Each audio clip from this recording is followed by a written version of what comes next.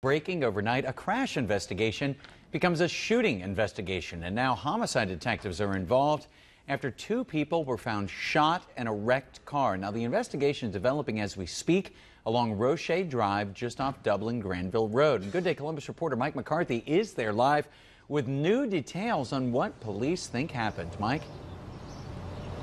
Pete, right now investigators are gathering new evidence from that crashed car, which is just behind us and behind all this crime tape. But I want to show you exactly where this all began. It was just up the road in a nearby parking lot. Police tell us the car started there, then went into a grassy area before coming onto Roche Drive here and hitting an SUV. This SUV, in fact, that's parked here on the street.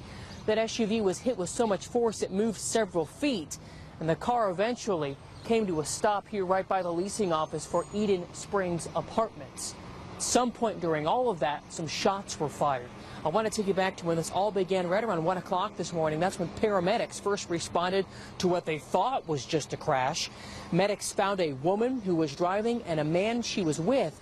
They had some serious injuries that were not consistent with this kind of crash, but it was not until the victims arrived at separate hospitals that doctors determined they had both, in fact, been shot, and witnesses are now telling police it appears the victims were shot in their heads.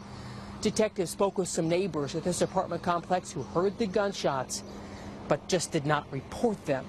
Police have not released the names of the people who were involved, and right now they have no suspects, and they also have no motive.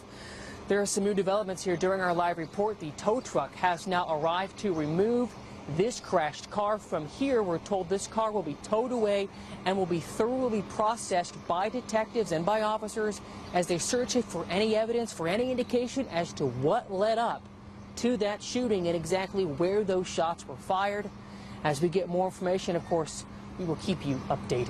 We are live here on the north side. Mike McCarthy, Good Day Columbus.